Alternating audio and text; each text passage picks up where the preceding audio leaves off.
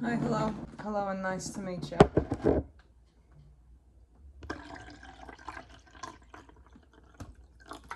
The solution to anything in life is 2 cups of water. Dehydrated, 2 cups of water. Tired, 2 cups of water. Broken arm, 2 cups of water. Grieving, 2 cups of water. You're sad about something that happened to you, 2 cups of water. The solution to everything is 2 cups of water. And the reason I say this is because taking 2 cups of water for any problem that you have brings to light 2 very important points. 1, you can only control the things that you can control. And 2, if your basic needs are not met, nothing else can be met. Correct? So let's start at point number 1 and then we'll move to point number 2. And the reason that I'm bringing this up is because over the past week, I have been so in my fucking head that it's wild. I have been stressing over things that don't matter. I have been over-evaluating things that don't matter. I have been spiraling emotionally over things that literally do not fucking matter. Like, I had a great opportunity this week, yet I was spiraling in my mind so bad, I almost ruined it for myself. And like, one bad thing will happen in my day, and it's not even that bad. It's like, I can't find parking somewhere that I'm going. And then suddenly my whole week is ruined. And I'm like, what the hell is my problem? The 2 glasses of water theory is something that I always think of that helps me stay grounded in moments of overthinking or moments of emotional spiraling, right? Because I'm human, same as you, and I don't know how to stop overthinking, and I don't know how to prevent emotional spiraling 100%, but I know how to have tools in place for when it does happen. So the first principle of the 2 glasses of water theory, how every problem can be fixed with 2 glasses of water, is 1, you have to focus on the things you can control. For every problem, every human body needs water. Every single problem, water would help. You probably need some water. This is just principle, right? And those 2 glasses of water that you drink represents something you can control within a situation. At any given moment, you have access to water, hopefully. Hopefully you do. And you have the choice to go, sit down, take a breath, and drink 2 glasses of water, reevaluate, and go back into the future. You have the choice to drink those 2 glasses of water. It's a choice you can make. It's something you can control. You can control your hydration levels. The same way that you can't necessarily control what is going on around you, but you can control how you respond to it. You can control certain factors within the situation. You can choose to take care of yourself even if everything around you is in ruins. You can choose to sit down, stay calm, take a breath, think about the things that are within your control, think about the things that could help you, and then implement a plan to go into the future with it. Hi, Editing Bailey here. It also takes a moment to drink 2 glasses of water, so it gives you a second to be a little bit more reflective about how you're going to handle the situation. Because self-control is incredibly important when you are being highly emotional.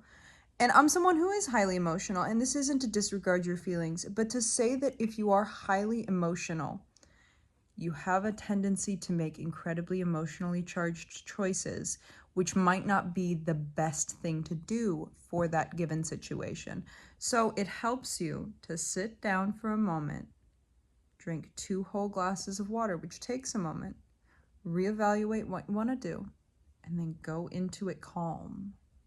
Because the best thing you can do for any situation is to enter it calm.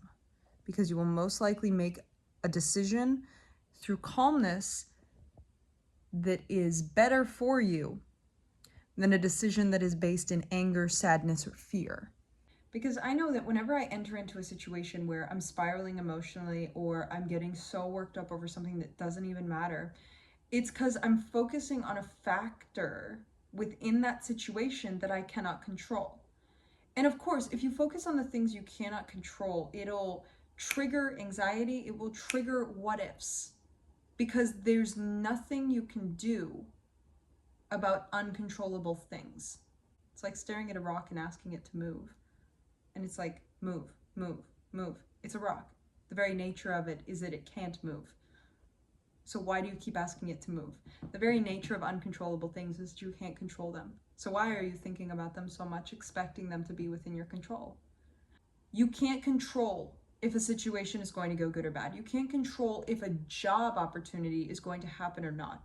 You can't control whether you stay in a friendship or stay in a relationship. You can't control how your day goes.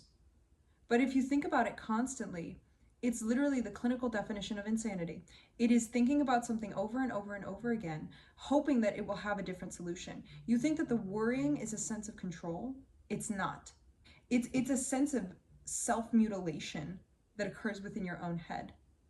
It's like pouring lemon juice over a wound and expecting it to heal. You can be worried about something. You can have anxiety about something, but 9 times out of 10, it's because you're trying to control something that is uncontrollable.